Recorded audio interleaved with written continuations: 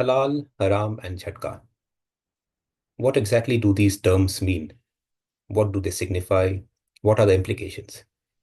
We have often heard in the media a lot of chatter about halal certified food, how, say, the Uttar Pradesh government has been trying to raid its certifications and bring in some kind of regulation. Does it really matter as far as Hindus are concerned? So I will try to answer these kind of questions in the upcoming slides. So what do Hindus commonly believe halal is? So they think that halal is a specific way of slaughtering animals for consumption that is carried out by Muslims.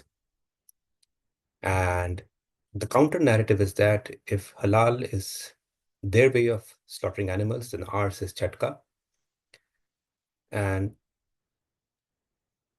the first narrative has been perpetuated by the Muslims, by the Muslim community,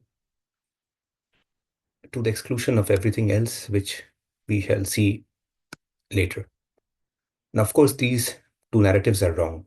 They are a simplistic reduction of what is a much more complex phenomena. For example, if halal was only about meat, then why does Amul have to be certified? As you can see in this image, Amul Fed Dairy is registered with the Jamiyat Ulama Halal Foundation for a certification. I mean, they produce paneer and milk, peas, and different products. So why do they need some kind of halal certification? That means something more is going on. So recently there was a decision by Air India that they would go for what they are now calling inclusive meal. So what this means in simple term is earlier all the meals were halal certified, irrespective of whether one was Hindu or Christian or Jain or Buddhist or Muslim, they had to have halal certified meals. But now apparently Air India has woken up and felt that okay, maybe this is kind of racist, so we should allow for more inclusive meals. The, anyway, so this was a decision taken a few days back, and this is a post from a social media post on Facebook. So anyway, I posted a comment that what is halal for them is haram for us. So better to avoid, always chatka. So this was meant specifically from a context of uh, animal meat, uh, poultry, the Hindu variety. For some reason, Muslims had a meltdown when they saw this comment. They felt it was an affront to the entire community. And you can see some of the comments. They started abusing me, you sanghi, you wear chaddi, and uh, eat jhatka cow, and that we Hindus consume cow urine and dung, blah, blah, blah. Somebody wanted to know the scientific difference between halal and jhatka. Uh, Somebody wanted to know if it is written in Vedas and Puranas. Oh, and that Hindus are illiterate. All kind of meltdown. The Muslim community suffered, and this got me thinking. I mean, why are they taking this as some kind of affront against the entire community? I mean, a flight can decide what kind of meal people should have based on their own dietary preferences. That should not get a certain minority community so upset that they start abusing people for that. I mean, okay, Muslims, they can have their own halal meal, but there's no reason why a Hindu or a Christian should have halal meal. Anyway, so the question is, if halal is just about meat, why did the Muslims become so angry? What is their problem if Hindus have, for example, jhatka meat or whatever? Why are Muslims obsessed with camel urine? Yeah, this is one more thing that we'll cover. So camel urine is a very popular drink among the Muslim community, especially in the Arab countries. And since South Asian Muslims, typically copy everything which the Arabs do, so it is the same for them also. And that guilt and that ridicule is what makes them try to talk about Hindus drinking cow urine. So they transfer that ridiculous thing to Hindus to actually make light of their own scenario. So what exactly is halal? Halal simply means something that has been approved by the Prophet, period.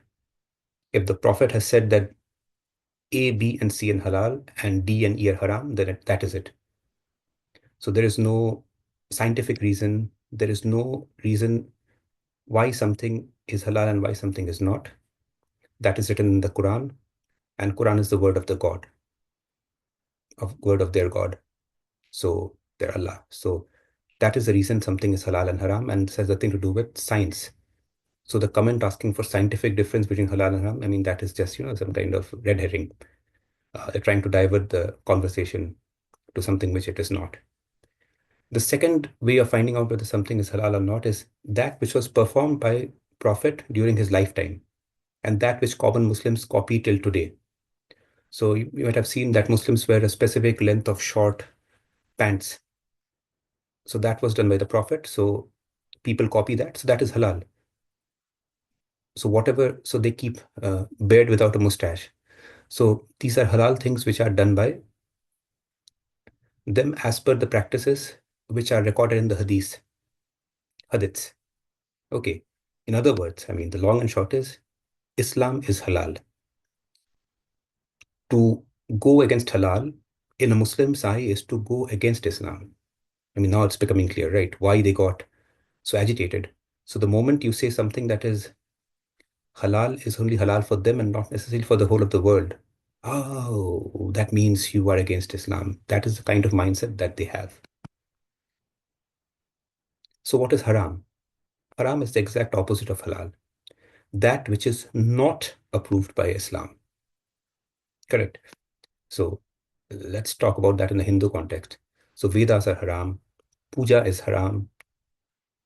Hindu deities like Shiva, Vishnu, Durga, Ganesha, Kali, Krishna, everybody is haram. Sadhus and sants and gurus are all haram. Every single Hindu is technically haram. In other words, Hinduism is equal to haram. Let this point sink in. So even Hindus use this, this expletive called haram zade. Hindi movies, Bollywood movies, for example, are at least till 1990s used to use this term haramzade quite commonly. So haramzade is basically the offspring of haram or somebody who is haram, and it was used by the Muslim community to refer to Hindu children. So halal versus Jhatka meat is actually not even a very big thing because meat is a very, very small part of the halal debate. Let me see. Yeah, meat is a very small part of the halal debate. So in halal slaughter, the animal's throat is slit and the animal is left to bleed out. It is a cruel way of slaughtering animals, although they insist that it is scientific for some reason. And during the process, the Muslims recite some kind of prayers. So it is through and through Islamic process, nothing to do with science. Jhatka meat, on the other hand, is a process used in India for a long time. I mean, Jhatka is a specific term, but there are other terms also. We've seen that in Bali.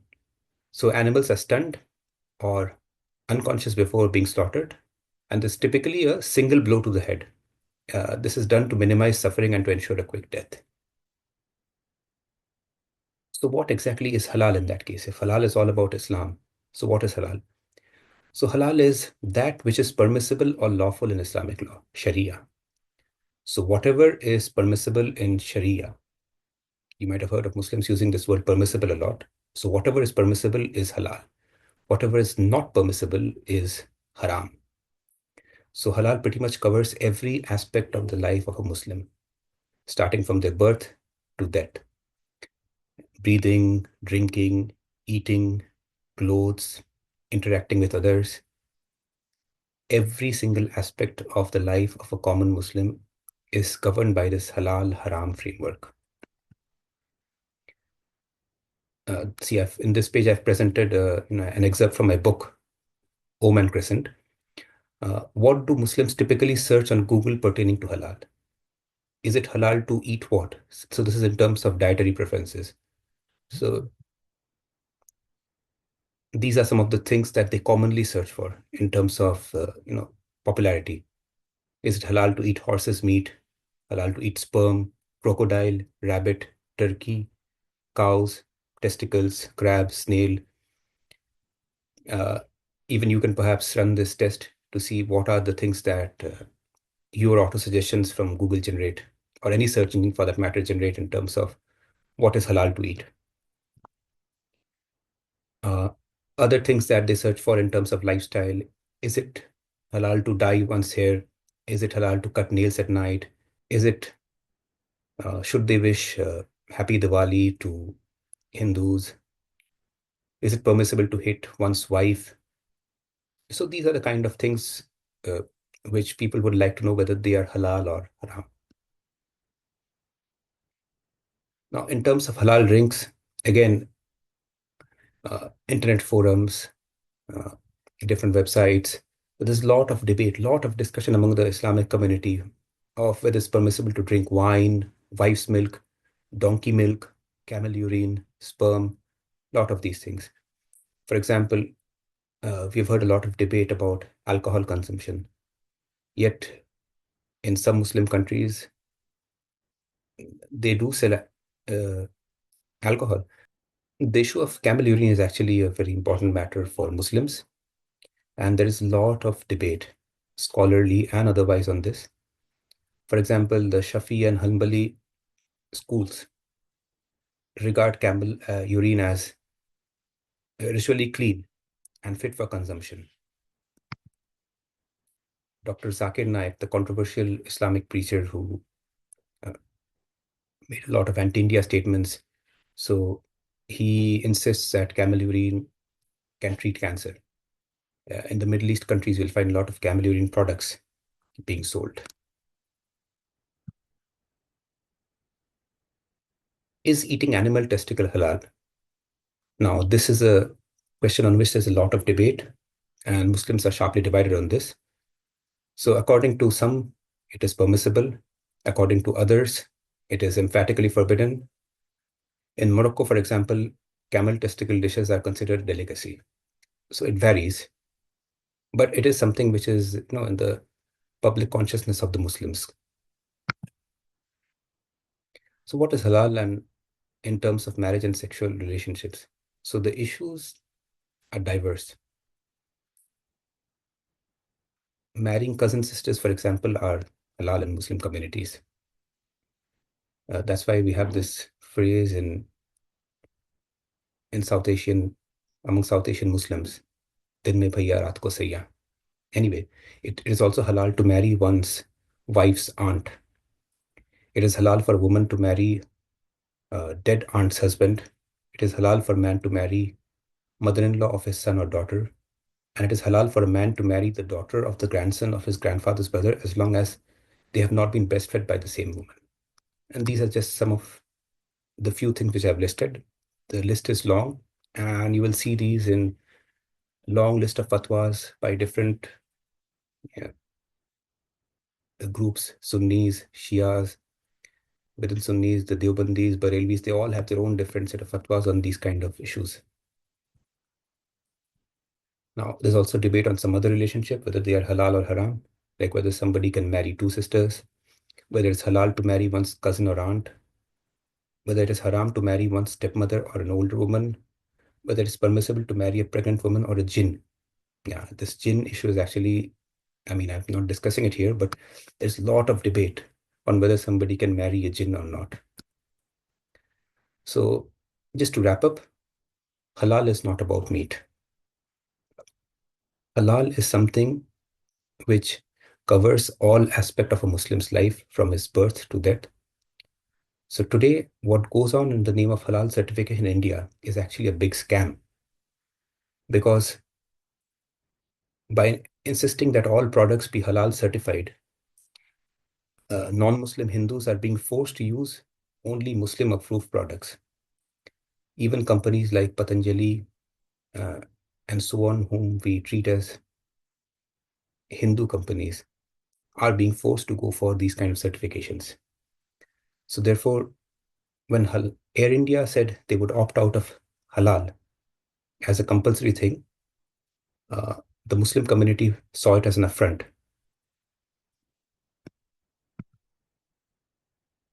So all these details of what is halal and haram can be found in my book, Om and Crescent, The Battle for Peaceful Coexistence.